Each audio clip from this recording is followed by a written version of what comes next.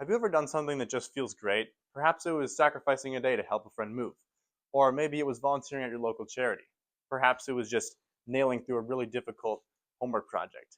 My name is Kavan Johnson, and today I'd like to be explaining to you a project that I created and participated in that really made me feel, really had a lasting impact on my future. I started mountain biking when I was 10 years old. My dad took me to a trail nearby with my really crappy little BMX bike, and ever since I just fell in love with it. And about 5 years ago, I started getting really into it and decided to get the idea to build my own mountain bike trail. So, what I did is I got my brother and a friend who lives across the street, and we started getting to work.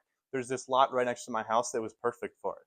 So we started digging, we started raking, we started building all sorts of random jumps and stuff, and it was a great time. But it was also hard work. Now, eventually, my trail started to get a little bit of traction since we live in a large neighborhood with a lot of kids. So they would come to my trail, and at first I was totally eating it up because they were enjoying my creation. I felt great about it. It was a lot of fun to have them there.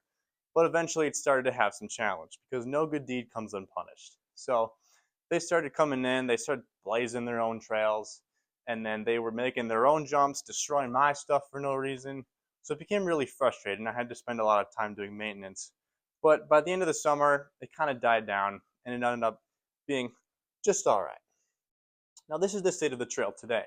As you can see, there's lots of different avenues you can take, different paths that you can explore. And then this is one of my favorite features, the log ride, where you can ride up on the log and jump off to the left, or you can ride down more safely on the right.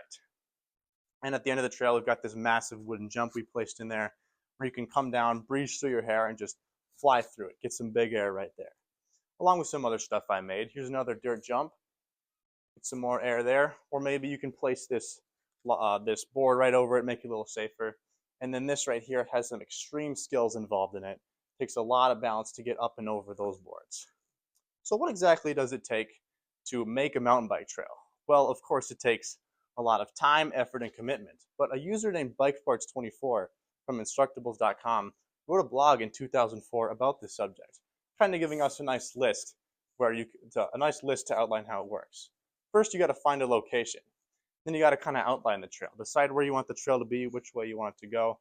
And then 3, start building. That's the fun part. The hard work comes in. And 4, make it how you want to make it. And 5, where I like to go crazy, is adding fun stuff, making all sorts of jumps and skinnies to ride on, all the fun stuff. But 6 is the most important step. You got to ride it. Really enjoy your creation. And 7, maintenance. Obviously, that's something that I really struggled with. But for your own personal mountain bike trail, it's not going to be a big deal. So what exactly is the reward to this, the point of this? Well, it's rewarding. Afterwards, you're going to feel very satisfied in what you're able to create. You're going to feel proud of the work that you put in. And there's a very important learning process to it. You learn how to do things, it improves your confidence for future projects as well. And my personal favorite, the impact it has in society, which was very clear to me because there were kids coming from all over the place to enjoy my trail. And it just felt good to be a part of that. And a journalist from Medium in 2020 named Renee Jung had some wise words to say about this. When we have accomplished something that took a lot of effort and energy, it is a priceless feeling. Having reached this point strengthens our self-esteem. We think that when we've done that, we can do anything. So now I'd like to offer how you can pursue your own project. So you got to start with something of interest. If you love to mountain bike, well, there you go. There's an easy solution. Maybe you like to write a lot. Become an author of a graphic novel series. If you like to film, like I also do, that can be fun, time consuming, and that really pays off as well. We've gone over the benefits of this. Makes you feel great, makes you feel confident, your self-esteem goes up. You feel like you really did something impactful. And for the future of my project, I'd like to keep on kind of going on with the trail, maintaining it every once in a while, just because I still have the option to do that. Dave Cook, a man who posted on LinkedIn earlier this year, calls this idea a passion project. A passion project is an escape from the grind. It allows you to pour your energy into something that excites you rather than just something you're obligated to do.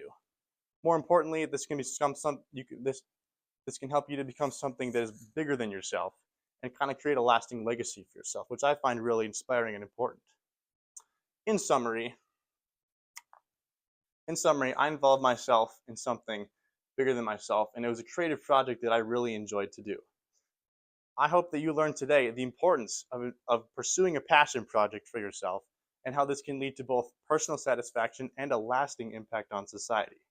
Now, I challenge you to go out and make something of what helped to make you. And as always, thanks for watching.